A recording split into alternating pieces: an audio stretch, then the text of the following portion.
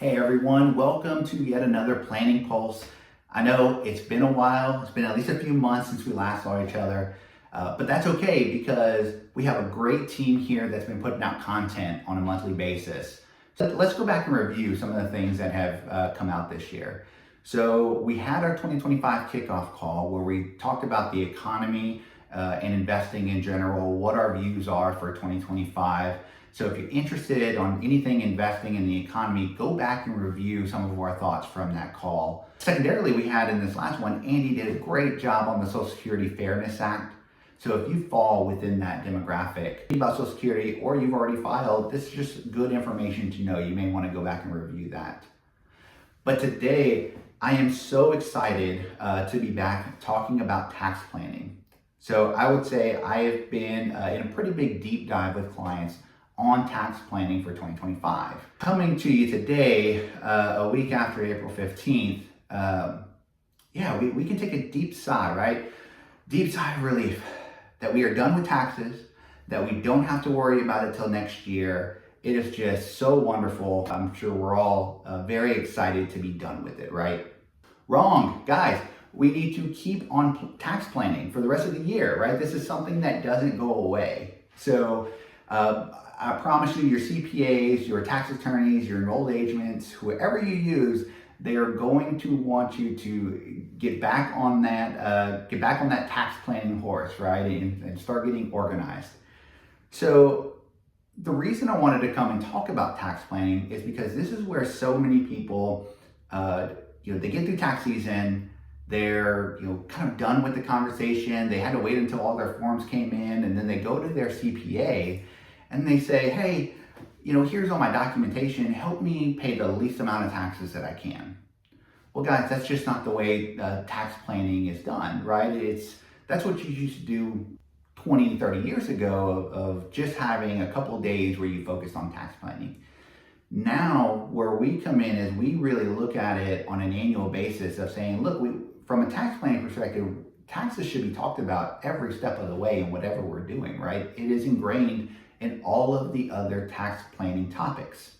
So I wanted to introduce our annual service calendar of how we view taxes, because if you're out there talking to your advisor and the only tax planning advice that can be given is that, hey, we tax loss harvest at the end of the year, that's only the tip of the iceberg.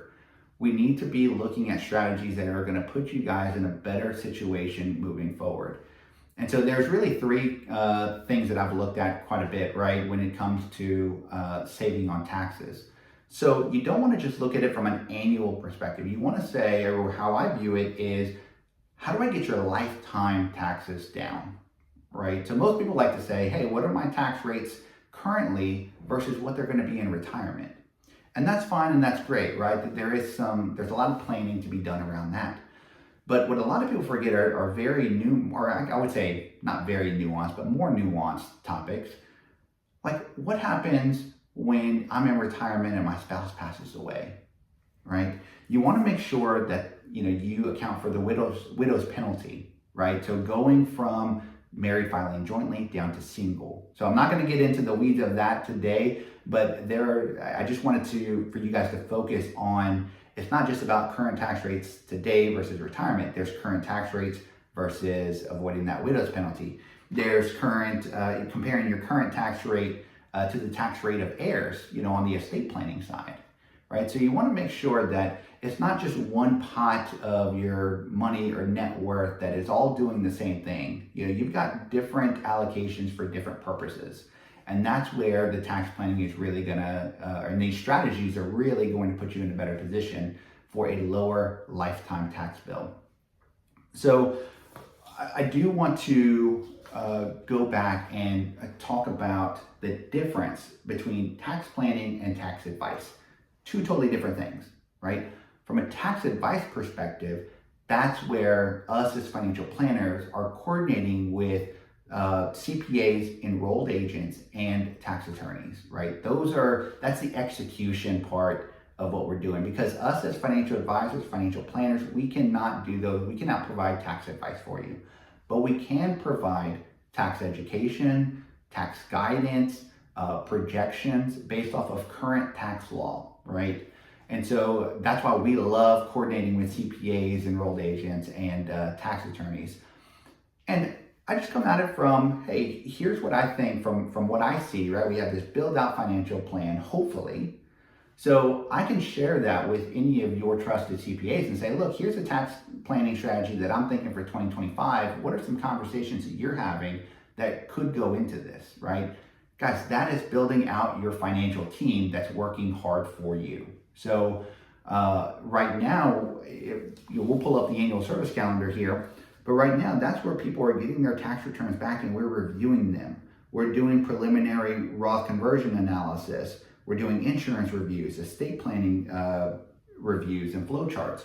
We're looking at all this stuff because we have to act on those now to give us time to put some strategies in place that are actually going to, be allowed the time to work. So this is more, I guess it's less of an education piece and more of a public service announcement to coordinate with us as your financial planners, get us those tax documents and let us review that for a 2025 strategy where we can get your CPAs and taxpayers in very early into the conversation and start coordinating and hopefully putting you in a better spot going forward.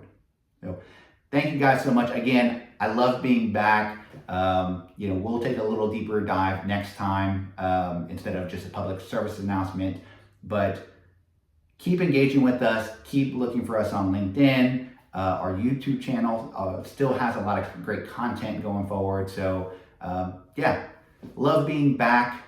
We'll see you guys again really soon. Take care. Bye-bye.